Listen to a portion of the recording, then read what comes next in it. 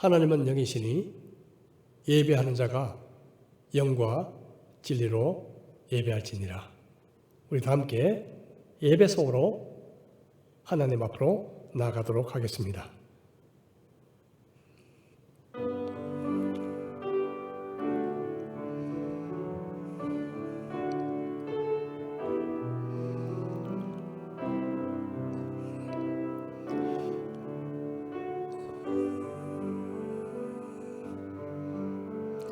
나의 사랑, 나의 생명, 나의 예수님, 영원토록 정성 다해 사랑합니다.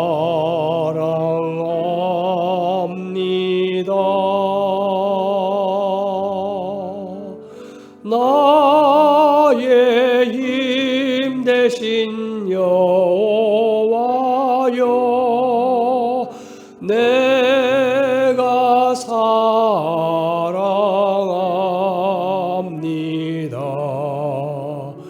영원토록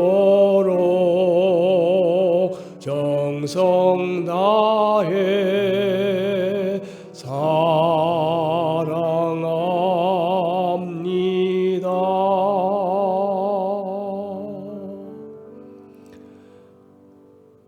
우리 이 시간 사도신경으로 다 같이 신앙 고백 드리시겠습니다.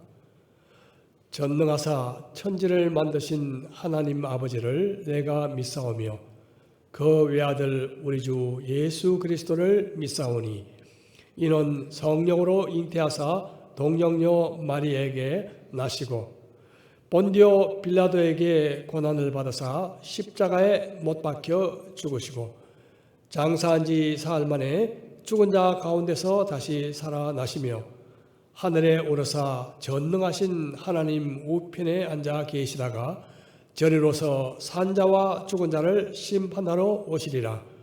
성령을 믿사오며 거룩한 공회와 성도가 서로 교통하는 것과 죄를 사하여 주시는 것과 몸이 다시 사는 것과 영원히 사는 것을 믿사옵나이다.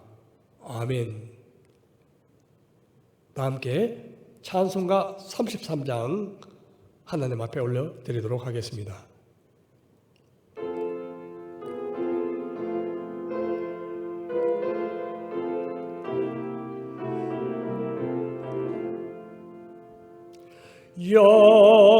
영광스러운 주를 보라, 고난받은 그 모습 승리하고 오실 때에 만민 경배하리라.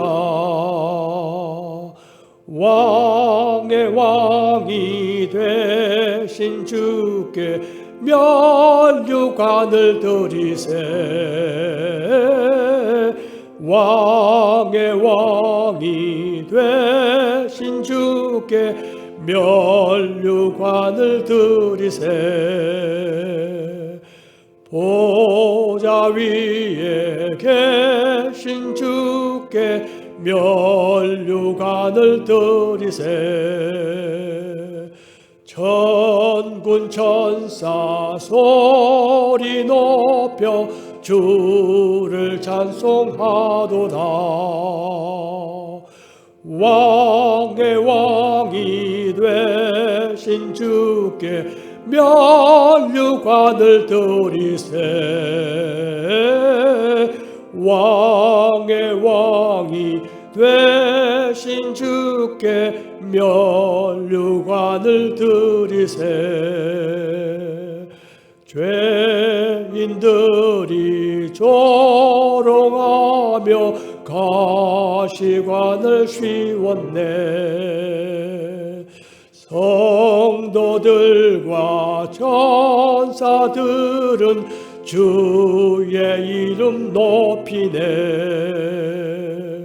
왕의 왕이 되신 주께 면류관을 드리세. 왕의 왕이 되신 주께 면류관을 드리세. 만민들의 찬송 소리 하늘 높이 퍼진다. 하늘 보좌 바라보니 기쁨 한량 없도다. 왕의 왕이 되신 주께 면류관을 드리세. 왕의 왕이 되신 주께 면류관을 드리세.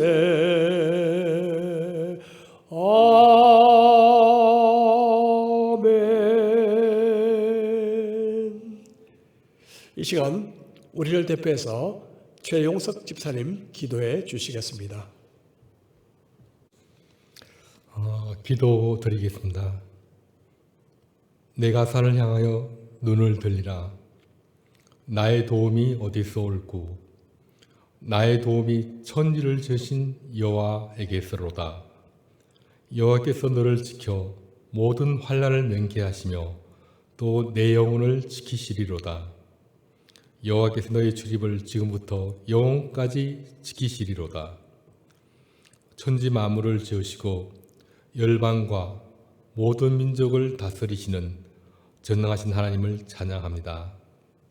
오늘 주님의 날에 주님께 속한 주님의 백성들이 교회에서 그리고 각자 처한 곳에서 드리는 예배를 주님 받아 주시옵소서. 코로나 창궐로 인해 함께 모여드리는 공적 예배가 제한되고 비대면 온라인으로 드린 예배에 참여하지만 하나님은 영이시며 시간과 공간에 제한받으시지 아니하시니 각자의 처소에서 예배드리는 우리 모든 성도와 함께 하시고 임재하여 주셔서 우리가 어디에서 예배를 드리든 우리가 영적으로 교통하며 하나 되게 하셔서 우리의 구원의 하나님을 신령과 진정으로 찬양하며 경배하게 하시기를 기도합니다. 주님의 백성들을 하나님 축복하여 주셔서 우리가 현재 당하고 있는 이 모든 어려움과 고난으로부터 지켜 보호하여 주시고 이 땅 위에 사는 동안 하나님의 영광을 선포하며 우리를 구원하신 주님의 희생과 은혜에 감사하는 자로 살아가게 하시고 주님께서 우리에게 맡겨주신 복음 전하는 일과 이웃 사랑하는 일을 잘 감당하며 살 수 있도록 때를 따라 하나님의 도우심과 은혜를 베풀어 주시기를 기도합니다. 12월 한 해의 끝에 와 있습니다. 비록 2020년 한 해 내내 코로나로 인해 모든 일상이 망가지고 많은 사람들이 경제적으로, 육체적, 영적으로 공고하며 피폐해졌지만 이 또한 끝날 날이 곧 오리라 믿습니다. 하나님의 자비와 긍휼이 무궁하심으로 우리를 고통의 끝까지 몰아가지 아니하시고 회복의 날을 주실 것을 믿습니다. 이번 겨울을 잘 버틸 수 있도록 하시며 희망의 봄날을 맞이할 수 있기를 간절히 기도합니다. 우리를 구원하신 예수님의 이름으로 기도하였습니다. 아멘.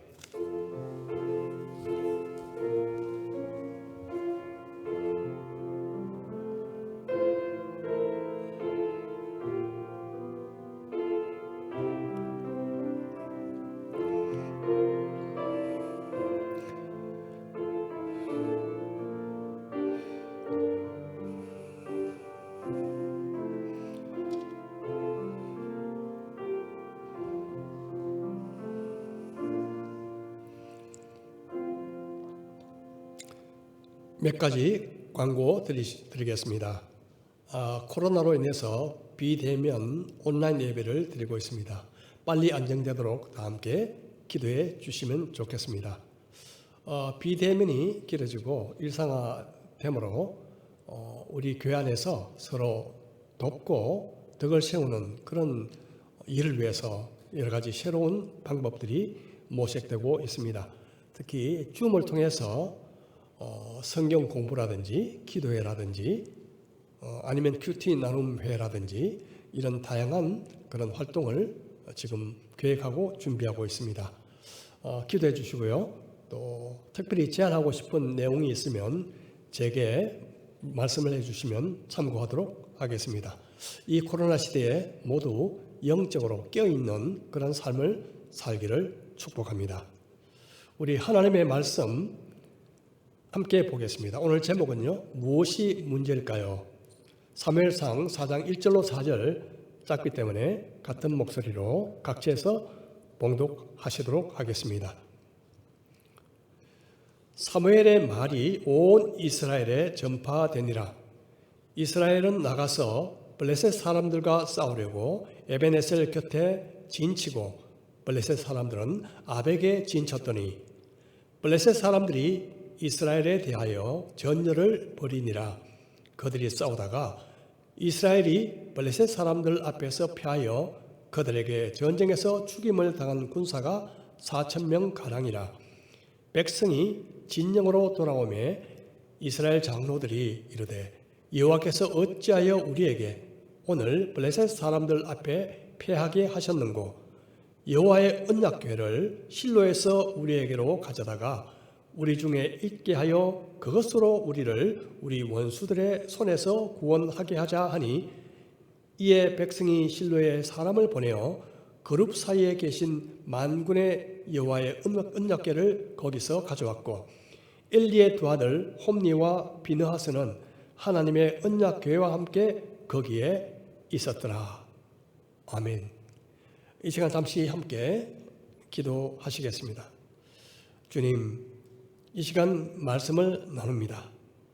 성령께서 우리의 마음을 열어주시고 성령의 검인 말씀으로 우리의 심령을 변화시켜 주옵소서. 우리 자신의 모습을 적나라하게 보게 하시고 통회하는 심령을 주시며 다시 한번 주님 앞에 돌이키고 주님만 온전히 붙드는 은혜의 시간 되도록 함께하여 주옵소서. 예수님의 이름으로 기도드립니다. 아멘. 아시다시피 요사이 코로나 시대에 우리가 겪어보지 못한 그 상황들을 반복적으로 경험하고 있습니다.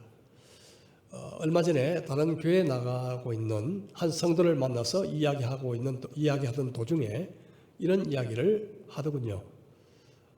그 교회 예배를 마치고 총회가 있었는데요. 총회는 중요한 안건을 교회 안에 중요한 안건을 결정하는 회의로 결정하는 그런 그 회의죠. 그런데 그 수백 명이 모이는 그 중형 교회였지만 예배 끝나고 총회에 모인 숫자가 몇 명이 되지 않더라는 것이죠. 그럼에도 불구하고 그들은 중요한 안건들을 그 몇 명 가지고 통과를 시켰답니다. 그것을 보고 이렇게 해도 되느냐?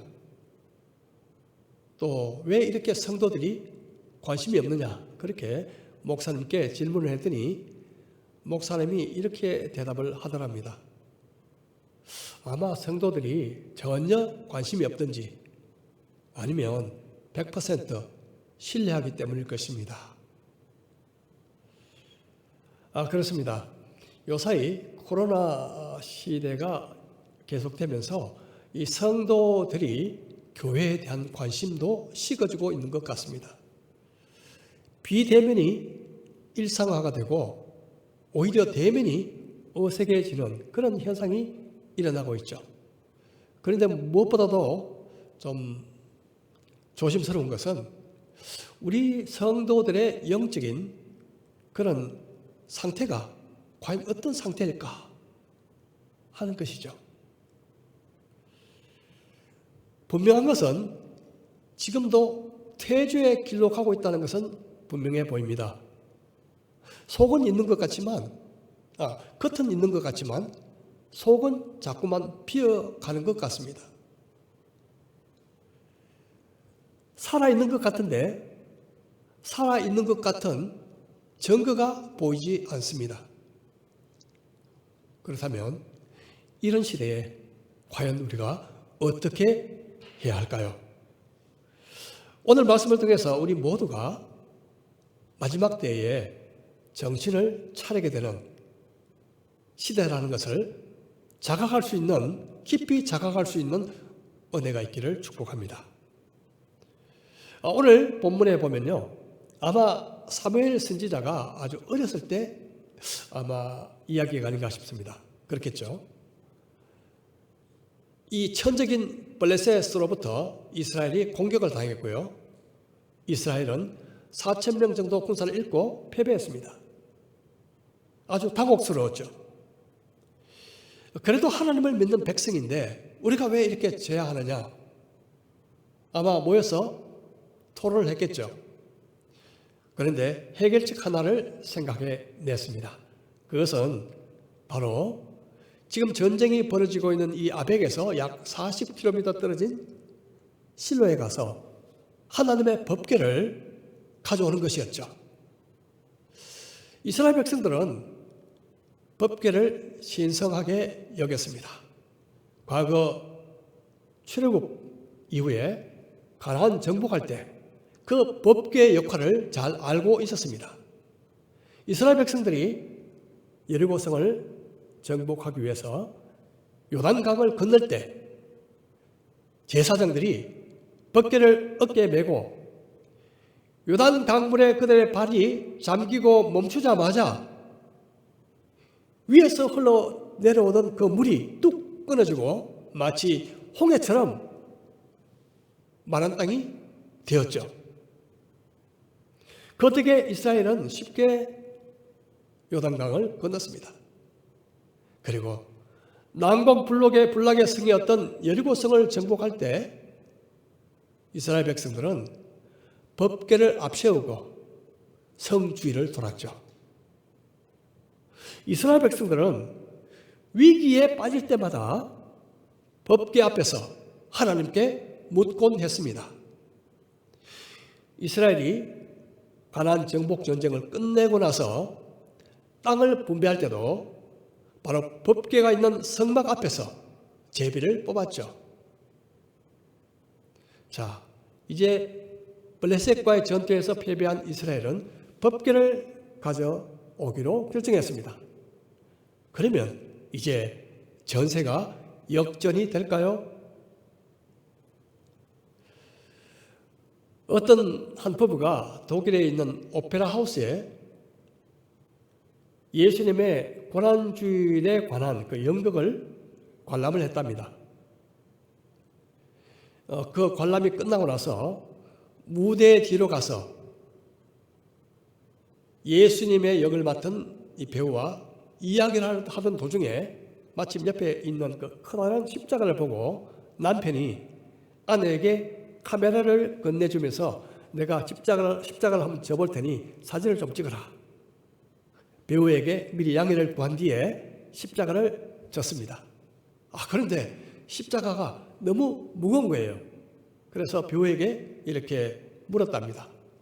아니, 십자가가 속이 비어서 아주 가벼운 줄 알았는데 왜 이래 무겁습니까? 그렇게 말하니까 이 배우가 그런 대답을 했답니다. 십자가가 무겁지 않았다면 제가 예수님의 역할을 감당할 수 없었을 것입니다. 십자가가 무겁지 않았다면 예수님의 역할을 감당할 수 없었을 것입니다. 그렇죠. 우리의 신앙의 모습을 보여주는 하나의 그림이 아닐까요? 우리는 십자가를 진다고 하지만요, 속이 텅텅 비어있는 가벼운 십자가를 지고 싶어 하죠. 신앙은 흉내낼 수는 있습니다. 하지만 오래 갈 수가 없습니다. 바울의 흉내를 내다가 아주 큰 복면을 당한 그 이야기가 사도행전에 기록되어 있죠. 바울이 에베소라는 곳에서 사역할 때 하나님께서 그를 통해서 큰 기적을 행하셨습니다. 이 바울의 그 손수건 앞치마를 가져다가 병자 위에 얹어놓으면 낫고요, 귀신들이 쫓겨가기도 했습니다.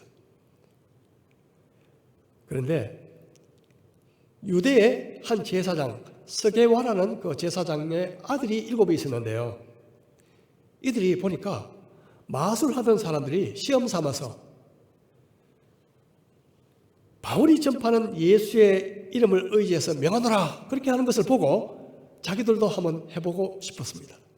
그래서 자기들도 귀신 들린 자 앞에서 한번 시험 삼아 해봤죠. 어떻게 됐겠습니까? 그 귀신 들린 사람이요, 내가 바울도 알고 예수도 알고 바울도 아는데 도대체 너희는 누구냐 하고 막 그냥 뛰어 올라가지고 짓눌러 버리는 바람에 완전히 상처도 생기고요, 옷을 벗은 채로 줄행랑을 쳤다는 기사가 기록되어 있습니다. 어설프게 흉내내다가 큰 코를 다친 셈이죠. 여기서 우리가 알 수 있는 사실은 마귀도 진짜와 가짜를 구별할 줄 안다. 마귀는 우리보다 어떻게 보면 진짜 크리스찬인지 짝퉁 크리스찬인지 더 잘 안다는 것이죠. 마귀는 결코 가짜를 무수하지 않습니다. 우리가 세상을 살아갈 때 보면 종종 우리의 신앙 속에 자기도 모르는 사이에 불순물이요, 우리의 신앙 속에 스며들게 되고 우리는 점점점 순도를 잃어가게 되고 세상과 닮은 꼴이 되는 그런 현상들을 우리는 경험하게 됩니다. 겉은 크리스찬이라고 써 있는데 속은 비그리스도인이라는 그런 글자가 새겨지는 것처럼 우리의 삶이 그렇게 될 때가 많다는 것이죠. 자, 오늘 본문 말씀으로 다시 한번 돌아가 보겠습니다. 이스라엘 백성들은 블레셋 사람들과의 전쟁에서 패한 후에 법궤를 가져오도록 했습니다. 그들의 생각에는 법궤만 있으면 우리가 이길 수 있을 거야, 전세를 역전시킬 수 있을 거야, 아마 그렇게 믿었는지 모르겠습니다. 자, 3절 보겠습니다. 백성이 진영으로 돌아오매 이스라엘 장로들이 이르되 여호와께서 어찌하여 우리에게 오늘 블레셋 사람들 앞에 패하게 하셨는고, 여호와의 언약궤를 실로에서 우리에게로 가져다가 우리 중에 있게 하여 그것으로 우리를 우리 원수들의 손에서 구원하게 하자 하니. 뒷부분을 한번 보시기 바랍니다. 언약궤를 가져다가 우리 중에 있게 하여 그것으로 우리를 원수들의 손에서 구원하게 하자. 여러분, 이 말 중에서 무엇이 틀렸는지 발견하실 수 있겠습니까? 그것은 바로 그것으로 우리를 구원하게 하자. 무엇으로요? 법궤로. 법궤로 우리를 구원하게 하자. 여러분, 법궤 자체가 그들을 구원할 수 있을까요? 하나님이 구원하시는 것이지 법궤 자체가 구원하는 것이 아니라는 거죠. 한마디로 말해서 변질이 일어났습니다. 속은 비고 껍데기만 남았다는 것이죠. 우리 교회에요, 탕비실에 가면 이 바구니에 아주 이쁘고 탐스러운 과일들이 담겨 있습니다. 진짜가 아닌데 진짜보다 더 진짜 같아서 누구나가 손이 한번 가죠. 아, 이게 진짜인가? 너무 예쁘고요, 그리고 너무 비슷해서 우리 학교에 어떤 분이 학교 행사에 좀 빌려가겠다고 빌려간 적도 있습니다. 하지만 그것은 가짜입니다. 열매가 아니죠. 그 속에 겉은 비록 멀쩡하게 보여도 생명의 열매가 아닙니다. 요한계시록 3장에 비슷한 교회가 나옵니다. 바로 사대교회죠. 3장 1절 우리 각지에서 한번 읽어보겠습니다. 시작. 사대교회의 사자에게 편지하라. 하나님의 7 영과 7 별을 가지신 이가 이르시되 내가 내 행위를 아노니 내가 살았다 하는 이름을 가졌으나 죽은 자로다. 초대교회는요, 이단 문제가 많았습니다. 그래서 요한계시록에 나오는 7 교회를 가만히 살펴보면 이 이단 문제 때문에 많은 교회가 피해를 입었음을 알 수가 있죠. 예를 들어서 에베소 교회 같은 경우 이단과 싸우느라 첫사랑을 잃어버린 교회가 되어버렸고요. 그리고 버가모 교회, 두아디라 교회 같은 경우는 이단과의 명확한 선을 긋지 못해서 피해를 입은 그런 교회였습니다. 자, 그렇다면 이 사도교회는 어떨까요? 사도교회에 주님은 교리적인 문제로 그들을 책망하지 않으셨습니다. 사대는요, 보석과 염료 그리고 직물이 생산되는 아주 고급 도시로서 부유한 도시였습니다. 아마 그래서 교회도 뭔가 번듯한 교회였음에 틀림이 없을 것 같아요. 그런데 주님은 그것으로 그들을 칭찬하지 않으셨습니다. 주님은 그들에게 살았다는 이름을 가진 자지만 죽은 자다, 죽은 교회다, 그렇게 말씀하고 있습니다. 살았다는 이름, 이것은 주님이 붙여주신 이름은 아니었습니다. 그것은 사람들이 붙여준 이름이었습니다. 사람들이 보기에는, 겉보기에는 좋은 교회, 활발한 교회, 살아있는 교회로 보였겠지만은 주님은 그 교회를 향해서 죽은 교회다, 그렇게 말씀하고 있습니다. 왜 그렇게 말씀하셨을까요? 계시록 3장 4절 말씀을 통해서 우리는 그 이유를 한번 생각해 볼 수 있습니다. 그러나 사대에 그 옷을 더럽히지 아니한 자 몇 명이 내게 있어 흰 옷을 입고 나와 함께 다니리니 그들은 합당한 자인 영구라. 사대 교회는 옷을 더럽히지 않은 자 몇 명이 있다, 그렇게 말씀하셨습니다. 이것을 뒤집어 보면요, 어떤 말이 될까요? 사대 교회 안에 대부분의 성도들은 이 옷을 더럽혔다는 그런 말씀입니다. 이 옷은 무엇을 의미할까요? 요한계시록 19장 8절 말씀을 함께 보겠습니다. 그에게 빛나고 깨끗한 세마포 옷을 입도록 허락하셨으니 이 세마포 옷은 성도들의 옳은 행실이로다 하더라. 그렇습니다. 옷은 성도들의 옳은 행실입니다. 다른 말로 표현한다면 성결한 삶, 성결한 삶, 성결한 삶이라고 말할 수 있을 것입니다. 사대교회는 세상과 타협함으로 말미암아 옷을 더럽혔고, 이로 말미암아 성결을 잃어버렸고, 이로 말미암아 죽어가고 있었습니다. 세상이 교회 안에 들어오면 성결을 잃게 되고 생명을 잃어가게 되는 것입니다. 이스라엘 백성들이 실로에 사람을 보내서 법궤를 가져왔죠. 자, 그 당시에 그들의 영적인 삶은 과연 어땠을까요? 그들의 영적인 삶은 그 당시 영적 지도자였던 엘리와 또 그 아들들의 삶을 보면 우리가 알 수 있습니다. 엘리, 그는 나이가 들어서 점점 눈이 보이지 않게 됐죠.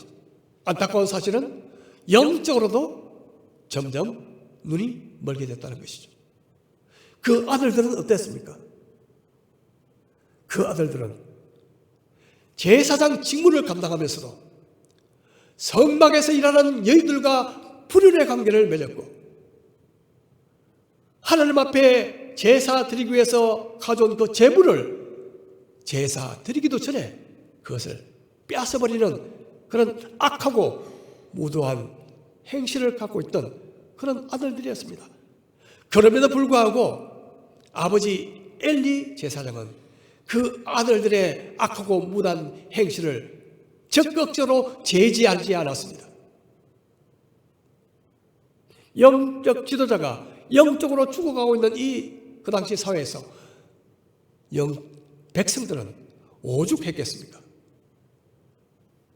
신앙의 모양은 있지만 능력을 상실한 자, 그 모양은 있지만 속은 비어가는 자, 살아있다는 이름은 가졌으나 죽은 자, 그런 모습이었을 것입니다.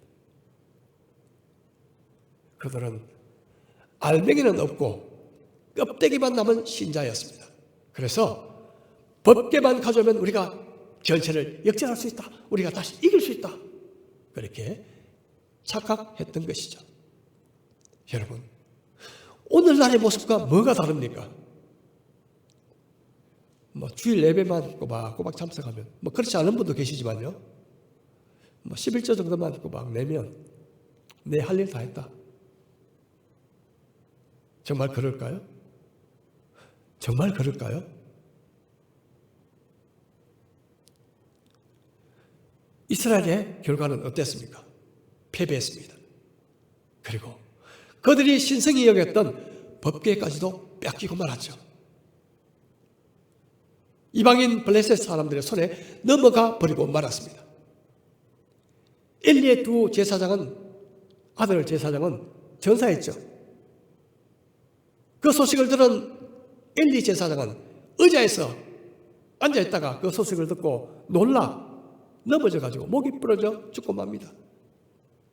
마침 그때 엘리 제사장의 며느리가 해산 중에 있었는데 아들을 낳았지만 그 소식을 듣고 나서도 아무런 관심 없이 죽어가면서 아들 이름을 이가봇이다, 하나님의 영광이 떠났다, 그렇게 말하고 죽었습니다. 왜 하나님의 영광이 떠났습니까? 이스라엘이 하나님 앞에서 성결을 상실했기 때문에 그렇습니다. 대제사장이 쓰던 관에는요, 패가 있었죠. 패에 글씨가 쓰여 있었습니다. 여호와께 성결, 여호와께 성결. 하나님을 가까이 하던 그 제사장들에게는 하나님께서 몸을 성결히 하라, 그렇게 명령하셨습니다. 그리고 하나님께서 특별한 일을 행하실 때, 백성들 앞에서 특별한 일을 행하실 때는 모든 백성들에게 자신을 성결하게 하라, 그렇게 명하셨습니다. 하나님과 가까이 하는 비결은 성결입니다. 세상의 죄악에서 자신을 구별하는 것이죠. 그런데 많은 그리스도인들이 별 생각 없이 세상과 벗된 삶을 살아가고 있습니다. 야고보서에서 이렇게 말씀하십니다. 4장 4절, 가늠한 여인들아, 세상과 벗된 것이 하나님과 원수됨을 알지 못하느냐? 그런즉 누구든지 세상과 벗이 되고자 하는 자는 스스로 하나님과 원수되는 것이니라. 하나님을 가까이 하라, 그리하면 너희를 가까이 하시리라. 죄인들아, 손을 깨끗이 하라. 두 마음을 품은 자들아, 마음을 성결하게 하라. 두 마음을 품은 자들아, 마음을 성결하게 하라. 여러분, 세상을 가까이 한다는 것은 하나님을 대적하는 것이죠.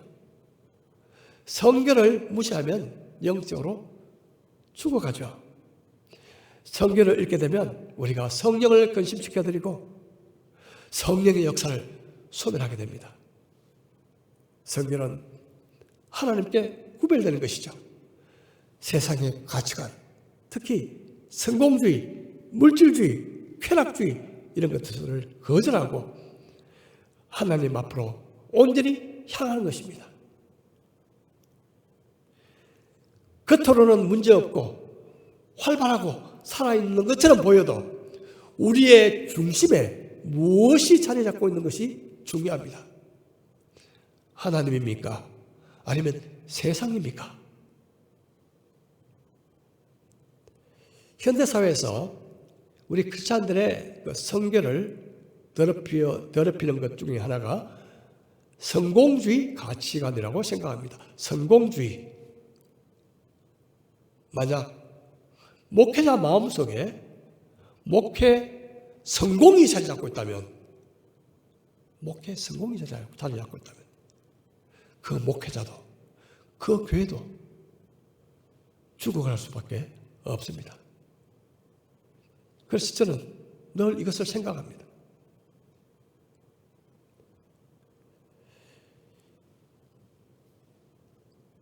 이 고 오카람 목사님 생전에 남긴 말들이 좀 있는데요. 그 중에 좀 늘 이 가슴을, 내 마음을 돌아보게 하는 그런 말들이 있는데요. 그 중에 하나를 소개합니다. 이런 말씀을 하셨죠. 어디 가나 한국 사람처럼 믿음이 좋은 사람이 있습니까? 그리고 우리나라 성도들처럼 열심히 대단한 성도들이 세계 각국에 과연 어디 있습니까? 주님은 우리의 믿음, 우리의 열심을 가지고 책망하시지는 않을 것 같습니다. 교회 안에서 할렐루야, 아멘 이렇게 많이 하는 것이 얼마나 좋습니까? 그런데 문제는 밖에 나가면 달라진다는 것입니다. 밖에 나가면 달라진다. 교회에 오면요, 열대 지방에 살 것 같은데 교회 밖에 나가면 한대 지방에 사는 것 같습니다. 너무 이상합니다. 목사나 장로 다 그렇습니다. 뜨겁게 그리고 열심히 사는 것이 거룩하게 사는 것과 별 관계가 없는 것 같습니다. 그렇게 이야기를 하셨죠. 예수 전도단의 로렌 커닝햄 목사가 한국을 방문했다가 호주에 가셔가지고 이제 작은 기도 모임을 인도하면서 한국에 있을 때 주님이 주신 그 마음을 거기서 나누었다고 합니다. 그게 뭔가 하면요, 이런 이야기죠. 한국 교회가 돈을 너무 사랑한다. 지도자가 너무 음란하다.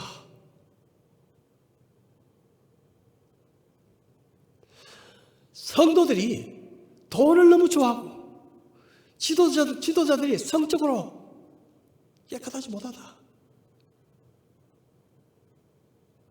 너무 성공지향적이다. 여러분, 이것을 보통 세속화라고 하죠. 세속화. 물론 그리스도인들이요, 성공하지 말라는 이야기가 아니죠. 하지만 성결보다 성공이 우선이 되고 성공이 삶의 중심이 될 때 성결이 더럽혀진다는 것이죠.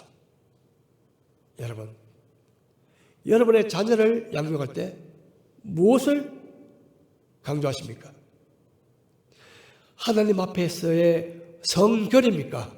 아니면 세상 속에서의 성공입니까? 결혼을 앞두고 있는 이 자녀들이 이제 데이트에서 누구를 만나게 되면 이렇게 묻죠. 걔 어느 직장에 다녀?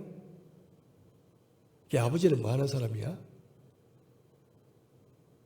신앙은 두 번째입니다.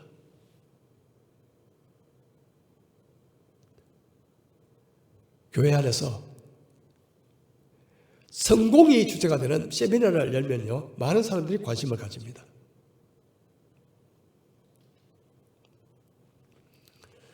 기독교 실업인회에서 IT를 경영하는 어떤 여성 CEO 이야기를 들은 적이 있는데 참 제가 감명을 받은 적이 있습니다. 그분이 IT 회사를 세울 때 회사의 그 모토를요, 하나님께 영광을 돌린다는 모토를 정했답니다. 그런데 실제로 그렇게 살면 쉽지 않죠. 어려움을 많이 받게 되죠. 한 번은 인도에 회사를 세웠는데요, 너무 잘 됐대요. 그런데 인도에서 너무 잘 되니까 많은 값을 드릴 테니까 우리에게 팔라라는 제안이 왔다고 합니다. 팔면 떼돈을 벌 수 있죠. 그런데 이분은 하나님 앞에 기도하면서 우리 회사를 세운 목적이 뭐냐? 모토가 뭐냐? 하나님께 영광. 만약 그 회사를 팔게 되면 그 회사는 드디어 더 이상 선교하는 교회, 하나님의 영광을 위한 교회는 되지 않을 것이다. 그렇게 생각하고 한마디로 거절을 했습니다. 또 한 번은요, 그런 회사들은 보통 이제 병역 특혜를 이제 받게 해서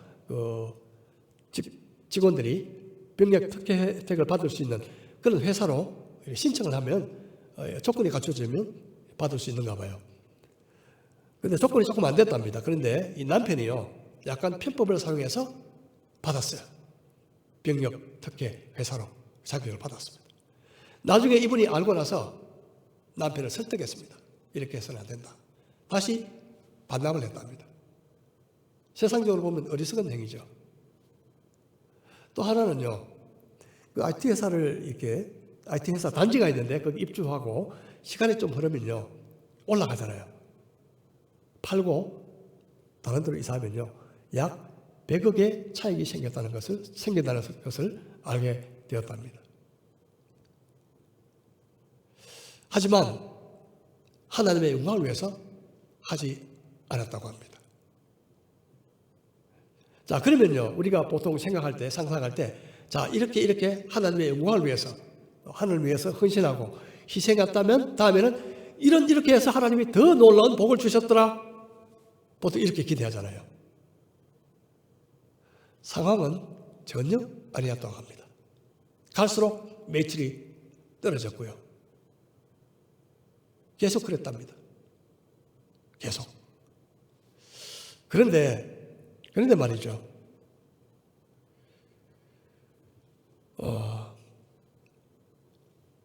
그녀는 기뻤다고 합니다. 기뻤대요. 왜 기뻤냐 하면 자기는 하나님의 원칙대로 운영하면, 그리고 희생하면 회사가 부자가 될 것이다. 한 번도 생각한 적이 없었다. 그저 하나님의 뜻대로 회사를 운영할 수 있다는 그 자체가 가장 큰 복이다. 그렇게 믿었다고 합니다. 그래서 기뻤대요. 여러분, 크리스찬이 성결이 아닌 성공이 목적이 되면 옷이 더러워집니다.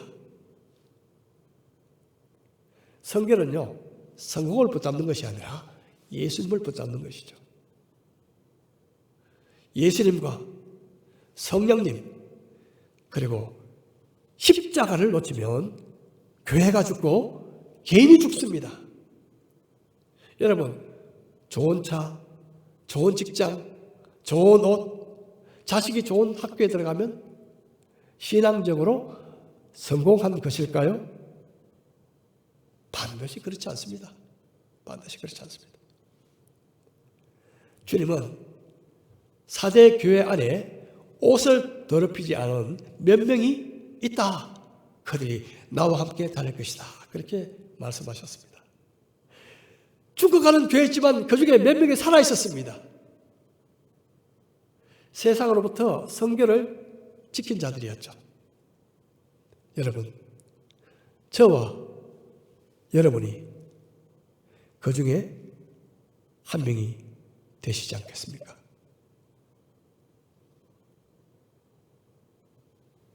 우리에게 정말 좋은 교회를 주셨습니다. 이 좋은 건물이죠. 주차장 때문에 난리 법석하는 교회가 얼마나 많습니까? 우리는 전혀 그런 일에 신경 쓸 필요가 없습니다. 빚진 교회도 아니고요. 얼마나 좋은 환경입니까?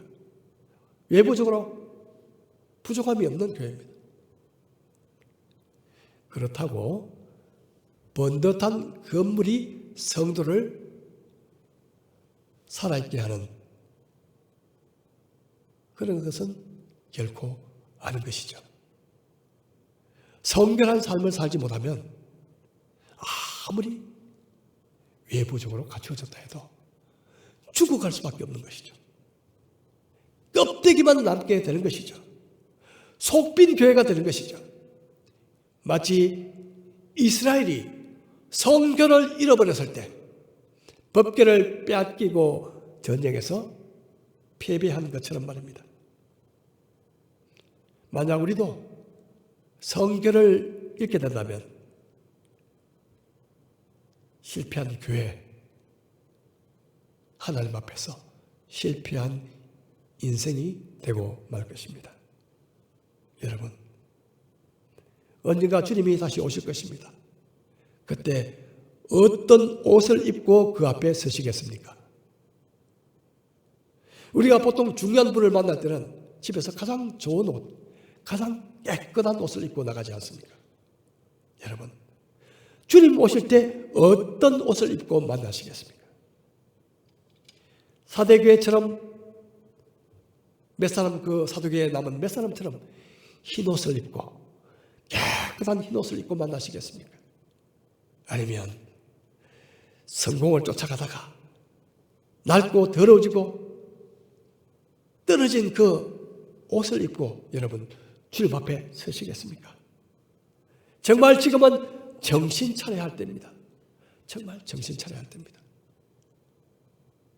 여러분, 성결한 삶을 위해서 대가를 지불하시겠습니까? 이 시간 우리 함께 잠시 기도하는 시간을 갖도록 하겠습니다. 여러분, 먼저 우리 회개합시다. 회개합시다. 그동안 세상 풍조에 물들어 있었던 것을 회개합시다. 성공주의, 물질주의로 인해 눈멀고 죽어가고 있다는 사실을 회개합시다. 하나님과 멀어지는 것은 모든 것을 잃는 것입니다. 여러분, 삼손 이야기를 아시지 않습니까? 나실인으로서 구별의 표시였던 머리를 들릴라의 유혹으로 깎여버렸을 때 결국 눈이 뽑히고 노예가 되고 대적하는 자들에게 조롱거리가 되는 삶으로 전락하고 말았습니다.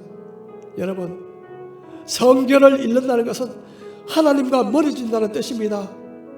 성결을 잃는다면 세상에서 아무리 성공한다 해도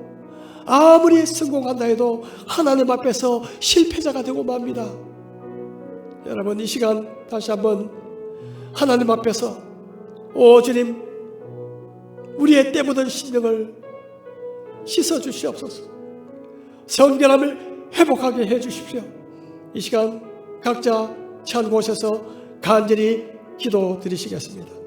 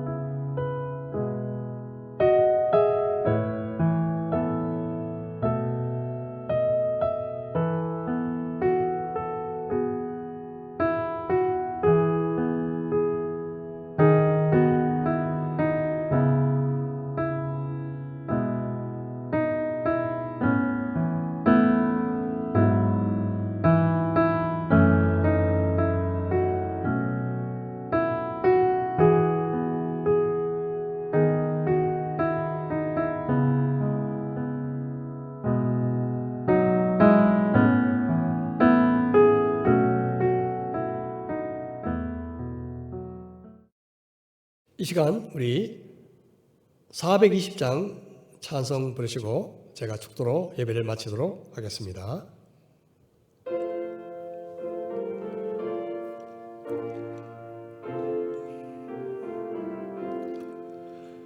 너 성결기 위에 늘 기도하며 너 주 안에 있어 늘 성령 보고 온 형제들 함께 늘 사귀면서 일하기 전마다 너 기도하라.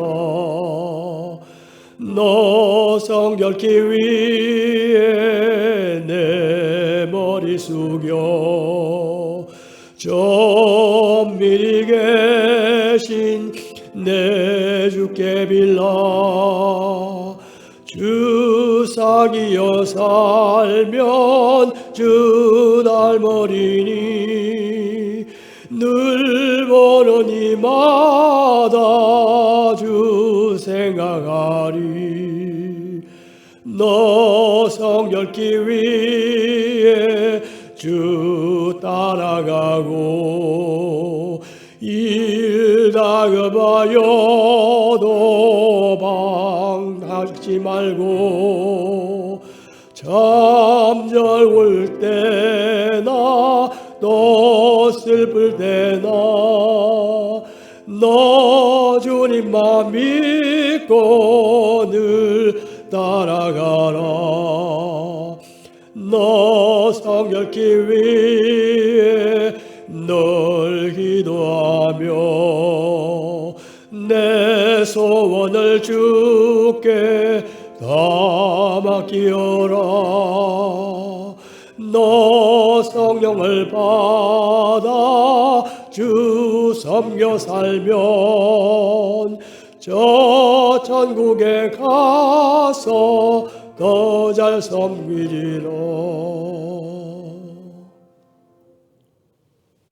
지금은 우리 주 예수 그리스도의 은혜와 하나님 아버지의 크신 사랑과 성령님의 감동 충만하심이 날이 갈수록 어려워져 가는 이 코로나 시대에 영적으로 깨어 있겠노라며 세상보다 하나님을, 성공보다 성결을 위해서 내 삶을 드리겠노라며 다짐하는 모든 경성대학 교회 성도들 위해 지금부터 영원토록 함께 하시기를 축원하옵나이다.